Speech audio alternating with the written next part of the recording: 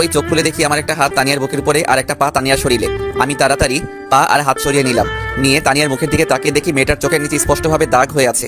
বোঝা যাচ্ছে মেয়েটা সারা রাত ঘুমায়নি, সারা রাত কান্না করছে। তানিয়া, ওই তানিয়া, জি। আপনি সারা রাত ঘুমাননি? কই ঘুমাইছিলাম তো। মিথ্যা বলবেন না, স্পষ্টভাবে বোঝা যাচ্ছে আপনি সারা রাত না ঘুমিয়ে কান্না করছেন। না মানে ঘুমাইছিলাম। হয়েছে, আপনি ফ্রেশ হয়ে নিন, নিচে যাব নাস্তা করতে। আচ্ছা। আমি ফ্রেশ হয়ে নিচে এসে খাবার টেবিলে বসে আছি। একটু পরে আব্বু আর আম্মু আসলো। এসেই, তুই এখানে? বৌমা কোথায়? তোমার বৌমা কোথায় আমি কিভাবে বলবো? আমি কি তোমার বৌমার বডিগার্ড নাকি? কথা তো বলতেই ঠাস ঠাস। এই বলদ, নতুন বৌমাকে একা রেখে তুই খাইতে আসিস? লজ্জা করে না তোর? মেয়েটা যদি এখন ভয় পায় তাহলে কি হবে? আমি মুখে হাত দিয়ে দাঁড়িয়ে আছি। আব্বুকে প্রচুর ভয় পাই, এই জন্য কিছু বলতে পারতেছি না। এখনো দাঁড়িয়ে আছিস? যা বৌমাকে ডেকে নিয়ে আয়। আমি রেগে সোজা উপরে চলে গেলাম, গিয়ে তানিয়াকে জোরে একটা থাপ্পড় মারলাম। আপনাকে সেই কখন বললাম নিচে আসুন? জানেন আপনার জন্য আমি আব্বুর কাছে থাপ্পড় খাইছি। সরি। চলুন নিচে চলুন। আপনি একটু ওয়েট করবেন, আমি একটু ফ্রেশ হয়ে আসি, না হলে এভাবে আব্বুর সামনে গেলে আব্বু বুঝতে পারবে। আচ্ছা তাড়াতাড়ি আসুন, আমি এখানে দাঁড়াচ্ছি। মেয়েটার চোখের নিচে কালো দাগ পড়ে গিয়েছে। অল্প দিনের মধ্যে মেয়েটার মুখের হাসি শুকিয়ে গিয়েছে।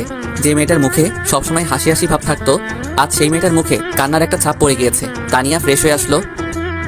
এবার চলুন। চলুন। তানিয়াকে নিয়ে নিচে আসলাম। এসে দেখি আব্বু আম্মু ভাইয়া সবাই খাওয়া দাওয়া করছে। এসো বৌমা এসো।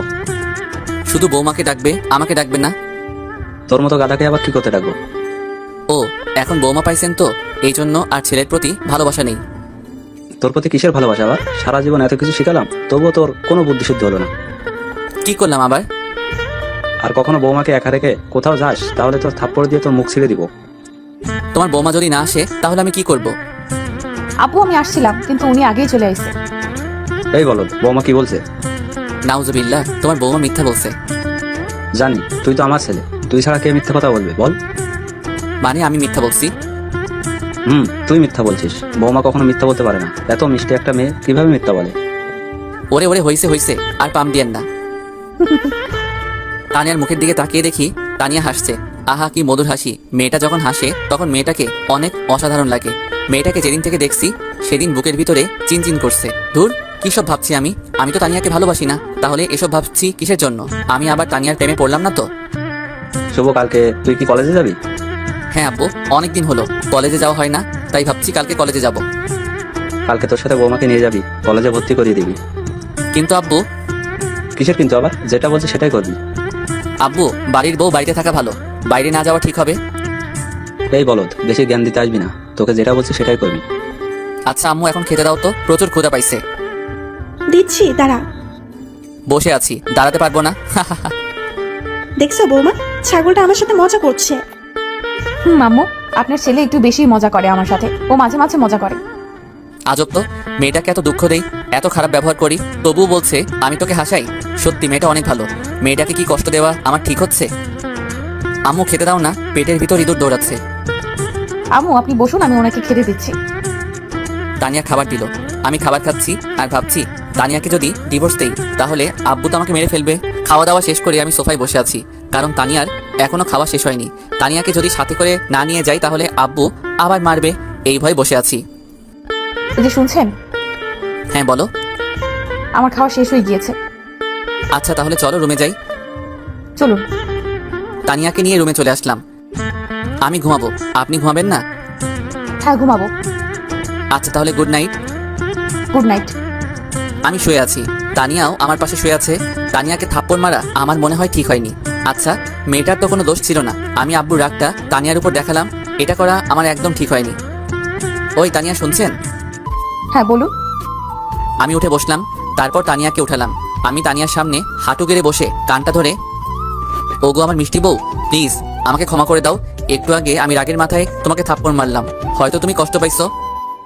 আজব, আমি কষ্ট পাবো কিসের জন্য? আপনি আমার স্বামী, আমি ভুল করলে আপনি আমাকে মারতেই পারেন, এটাই স্বাভাবিক, এর জন্য কষ্ট পাওয়ার কি আছে? আর তো কয়েকটা দিন বাকি আমাদের ডিভোর্স পেপার আসতে, এই কয়দিন আর তোমার সাথে খারাপ ব্যবহার করব না। আপনি সত্যিই আমাকে ডিভোর্স দেবেন? এটা ছাড়া কোনো উপায় নেই। তুমি যেমন একটা মেয়ে আমাকে ভালোবাসো, তেমন প্রিয়াও আমাকে ভালোবাসে। মেয়েটা আমাকে বিয়ে করবে বলে আশা করে আছে। ও, দোয়া করি আপনারা সুখী হন। এখন অনেক রাত হয়ে গিয়েছে, চলো ঘুমিয়ে পড়ি। আমি শুয়ে পড়লাম। কিছু সময়ের মধ্যেই চোখে ঘুম চলে আসলো। সকালে যখন আমার ঘুমটা ভাঙলো তখন দেখি তানিয়ার মাথা আমার বুকের উপর, ওর চুলগুলো এলোমেলো, কি অপূর্ব গন্ধ চুলগুলো। আমি ওর চুলগুলো নাকের কাছে নিয়ে সুগন্ধ অনুভব করছি, আর ওর মুখের দিকে তাকিয়ে আছি। কি মিষ্টি মেয়ে। মেয়েটা যখন ঘুমায় মেয়েটাকে আরো সুন্দর লাগে, পুতুলের মতো করে ঘুমায়। মন চাচ্ছে মেয়েটাকে জোরে জড়িয়ে ধরে বলি, ওগো আমার মিষ্টি বউ, আমি তোমাকে বড্ড ভালোবাসি। দূর কি সব ফালতু ভাবছি আমি। তানিয়া, ওই তানিয়া। হুম। আমি উঠবো। উঠুন। আরে কিভাবে উঠবো, তোমার মাথা তো আমার বুকের উপর। তানিয়া কথাটা শুনতেই তাড়াতাড়ি উঠে বসলো। সরি, আমি বুঝতে পারি নাই রাতে কখন ঘুমাইছিলাম, তারপরও তো ঘুমের ঘোরে আপনার বুকে মাথা রেখি। আচ্ছা সমস্যা নেই, আপনি তাড়াতাড়ি ফ্রেশ হয়ে নিচে আসুন, আমি নিচে বসছি। তারপর দুইজন একসাথে কলেজে যাব। আমি 10 মিনিটের মধ্যে রেডি হয়ে আসছি। আমি ফ্রেশ হয়ে নিচে চলে গেলাম, গিয়ে সোফায় বসে আছি। কিছু সময় পর ভাবি আসলো। শুভ, তোমরা হানিমুনে কোথায় যাচ্ছ? এখনো ঠিক করা হয়নি, আপনি তানিয়ার কাছে শুনুন, ও যেখানে যাবে আমিও সেখানে যাব। ও আচ্ছা, তো আজকে এত সেজে গুজে কোথায় যাচ্ছ? ভাবি অনেকদিন পর একটু কলেজে যাব, তাই আর কি। ও তো আজকে কি তানিয়াকে নিয়ে যাচ্ছ? হ্যাঁ ভাবি, তানিয়াকে নিয়ে যাব। বলতে তানিয়া চলে আসলো। আমি তানিয়ার দিকে ঘুরতেই হা করে তাকিয়ে আছি। একটা 3 পিস আর লাল ওড়না, মেয়েটাকে সেই রকম লাগতেছিল। হাতে লাল চুড়ি, সবকিছু মিলিয়ে মেয়েটাকে অসাধারণ লাগছিল। আমি নিজেই অবাক হয়ে গেছিলাম যে এটা আমার বউ কত সুন্দর লাগছে। মেয়েটাকে আমার বউটা সত্যি অনেক মিষ্টি, মেয়েটাকে অসাধারণ লাগছিল। আমি নিজেই অবাক হয়ে গেছিলাম যে এটা আমার বউ কত সুন্দর লাগছে মেয়েটাকে। আমার বউটা সত্যি অনেক মিষ্টি।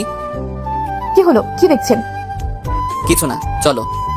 আব্বু নিচে আসলো, এসেই এই শুভ, বাইক দেখে শুনে চালাবি, আর বেশি জোরে চালানোর কোনো দরকার নেই। আচ্ছা আব্বু, তাহলে বরং আমি আপনার সাইকেলটা নিয়ে যাই, সাইকেলে ভালো যাওয়া যাবে। ওই বলো, তোকে যেটা বলছি সেটাই করবি। বৌমার যদি কিছু হয় তাহলে কিন্তু তোর খবর আছে। আচ্ছা ঠিক আছে। তারপর তানিয়াকে বাইকের পিছে বসিয়ে যাচ্ছি। হঠাৎ রাস্তায় বন্ধুদের সাথে দেখা, বন্ধুরা চায়ের দোকানে বসে চা খাচ্ছে। আমাদেরকে দেখেই বন্ধুরা রাস্তা আটকালো। কিরে, ভাবিকে নিয়ে কই যাচ্ছিস? কলেজ, তোদের ভাবিকে ভর্তি করাতে। ও, কিন্তু এখান থেকে যেতে গেলে তোর ট্যাক্স দেওয়া লাগবে। ট্যাক্স না দিলে কি করবি শুনি? বেশি কিছু না, তোর গাড়ির চাক্কা খুলে নিব। তো কত ট্যাক্স দেওয়া লাগবে? বেশি না, 1000। এত টাকা আমার কাছে নেই, 500 দিতে পারবো। ওটাই দে তাহলে। আমি সুমনের হাতে 500 টাকা দিয়ে আবার বাইক স্টার্ট দিলাম। কলেজের সামনে এসে বাইক রাখলাম, রেখে তানিয়াকে ভিতরে পাঠিয়ে দিয়ে আমি বাইকে বসে আছি। 30 মিনিট পর তানিয়া আসলো। তানিয়া এখন কি বাসায় যাবে? আপনি যাবেন না? আমার যেতে একটু লেট হবে, আমি তোমাকে গাড়ি ভাড়া দিয়ে দিচ্ছি, তুমি চলে যাও। আপনি আমার সাথে চলুন প্লিজ, আমি একা একটা মেয়ে কিভাবে যাব? বললাম তো আমার কাজ আছে। ও, আমি তানিয়ার হাতে ভাড়ার টাকা ধরিয়ে দিয়ে আমি বাইক নিয়ে কলেজের পিছনের মাঠে চলে গেলাম। ওখানে গিয়ে পিয়াকে ফোন দিলাম। পিয়া, কই তুমি? এই তো কলেজের দক্ষিণ পাশে। কলেজের পিছনে আসো। আচ্ছা ওয়েট করো, আসছি। পিয়া আসলো, এসেই কেমন আছো? ভালো, তুমি? ভালো। কালকে তোমার পরীক্ষা শেষ না? কালকে পরীক্ষা শেষ। তাহলে আমরা কবে বিয়ে করছি? আগে তুমি তোমার বউকে ডিভোর্স দাও, তারপর আমরা কাজী অফিসে গিয়ে বিয়ে করে নিব। আচ্ছা, আমি তানিয়াকে ডিভোর্স দিব আজকে বাসায় গিয়ে সবার সামনে। তাহলে আমাদের বিয়েটা কালকের দিন পর হচ্ছে। আচ্ছা তাহলে এখন আসি। আচ্ছা। আমি বাইক স্টার্ট দিয়ে সোজা বাসায় চলে আসলাম। বাসায় এসে দেখি আব্বু সোফায় বসে আছে। শুভ, এদিকে আয়। আমি আব্বুর সামনে গিয়ে দাঁড়ালাম। আব্বু উঠেই আমার 2 গালে 2টা থাপ্পড় বসিয়ে দিল। আমি মুখে হাত দিয়ে দাঁড়িয়ে আছি। তোকে কতবার বলছি বৌমাকে একা ছাড়বি না, তুই আজকেও মেয়েটাকে একা ছাড়ছিস, তাও আবার রাস্তায়। যদি রাস্তার বকাটে ছেলেরা মেয়েটাকে বিরক্ত করতো তাহলে কি হতো? তোকে ভাত দেওয়াও ঠিক না, তোর মাথায় বুদ্ধি বলে কিছুই নেই। আব্বু, আমার একটা কাজ ছিল, এই জন্য তানিয়াকে আগে পাঠিয়ে দিয়েছিলাম। জুতা দিয়ে মুখ ছিঁড়ে দেবো, আর কখনো বৌমাকে একা ছাড়বে। আমি কিছু না বলে উপরে চলে গেলাম। প্রচন্ড রাগ হচ্ছে, কিন্তু প্রকাশ করার উপায় নেই। আজকে ডিভোর্স পেপার চলে আইছে, আপনি রাজি থাকলে আজকে ডিভোর্স পেপারে সাইন করে আমি চলে যাব। কোথায় যাবেন? যেদিকে দুচোখ যায় সেদিকেই চলে যাব, আপনি তো আর আমাকে রাখবেন না। আচ্ছা ঠিক আছে, কালকে তোমাকে আব্বুর সামনে ডিভোর্স দিয়ে সম্মানের সহিত বাবার বাড়িতে পাঠিয়ে দিব। আচ্ছা, ডিভোর্স দেওয়ার আগে আমার একটা আবদার রাখবেন? বলুন, চেষ্টা করব। আমাকে একবার বউ বলে ডাকতেন। তোমাকে তো কখনো আমি বউ হিসেবে মানিনি। আচ্ছা, তোমার আর কোনো ইচ্ছা আছে? না। তুমি থাকো, আমি একটু ফ্রেশ হয়ে আসি, তারপর নিচে যাব। আচ্ছা। তানিয়া আজকে অনেক একা হয়ে গিয়েছে। বুকের ভিতর কত আশা নিয়ে বিয়েটা করছিল, কিন্তু সব আশা কালকে সকালে ভেঙে যাবে, আর কখনো আমাকে দেখবে না, আমাদের পরিচয় থাকবে না। তানিয়া সবসময় ভাবছি নিজের স্বামীকে আপন করে নিবে, সবসময় নিজের স্বামীকে ভালোবাসবে, কিন্তু আজকের পর থেকে আর সেই ভালোবাসাটা থাকবে না। হয়তো তানিয়া আর বিয়েই করবে না। আমি ফ্রেশ হয়ে বাইরে আসলাম। এসে দেখি তানিয়া বালিশে মুখ দিয়ে চিৎকার করে কান্না করছে। মেয়েটা আজকে অনেক একা। মেয়েটা কান্না করতে করতে ঘুমিয়ে পড়লো। আমি ওর পাশে বসে ওর মুখটা দেখি, ফর্সা মুখটা লাল হয়ে গেছে। মেয়েটা অনেক মায়াবী। আমি বিকালে তানিয়াকে ডাকলাম, তানিয়া, ওই তানিয়া, জি। চলো বাইরে থেকে ঘুরে আসি আমার ইচ্ছে নেই। প্লিজ। তানিয়া রিকোয়েস্ট করলাম। তানিয়া রাজি হলো। কালকের পর থেকে আমাদের হয়তো আর দেখা হবে না। আজকে তানিয়াকে নিয়ে একটু কলেজে যাব। আচ্ছা তানিয়া, আপনি রেডি হয়ে আসুন। আমি গেটের বাইরে দাঁড়াচ্ছি। আচ্ছা। আমি বাইরে দাঁড়িয়ে আছি। কিছু সময়ের মধ্যে তানিয়া চলে আসলো। আজকে নীল শাড়ি পরেছে। মেয়েটাকে যতই দেখছি ততই ওর প্রেমে পড়ছি। ওকে মনের অজান্তেই ভালোবেসে ফেলছি। কি হলো, চলুন। চলো। তানিয়াকে নিয়ে বাইকের স্পিড বাড়িয়ে দিয়ে সোজা কলেজের পিছনে চলে গেলাম। তারপর পিয়াকে ফোন দিলাম। কোথায় তুমি? এই তো কলেজের পিছনের দিকে। আচ্ছা, পিছনের মাঠে আসো। কিছু সময়ের মধ্যে চলে আসলো। আমি দুজনের মাঝখানে দাঁড়িয়ে আছি। তানিয়া, এই হচ্ছে পিয়া। কেমন আছেন? ভালো, আপনি? ভালো। পিয়া, কালকে তো তোমাদের বিয়ে। আমি দূরে সরে যাচ্ছি। দোয়া করি তোমরা সুখী হও। আমি। তানিয়া, বাসায় চলো, সন্ধ্যা হয়ে যাচ্ছে। চলুন। আমি তানিয়াকে নিয়ে বাসায় ফিরলাম।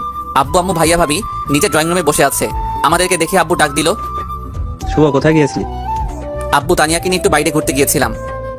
বৌমা, এক কাপ চা বানিয়ে দিতে পারবে? হ্যাঁ আব্বু, অবশ্যই পারবো। তানিয়া চা বানাচ্ছে আর ভাবছে আজকের পর থেকে হয়তো আমাকে কেউ আর চা বানাতে বলবে না। কেউ আর হয়তো আমার চা খাওয়ার পর প্রশংসা করবে না। চাটা কিন্তু দারুণ হয়েছে বৌমা। তানিয়া চোখের করে পানি থলথল করছে। স্পষ্ট বোঝা যাচ্ছে মেয়েটার বুকের ভিতরে অনেক কষ্ট। তানিয়া, তুমি খাওয়া দাওয়া শেষ করে উপরে আসো। আমি উপরে যাচ্ছি। আপনি খাবেন না? না, আমার ক্ষুধা নাই।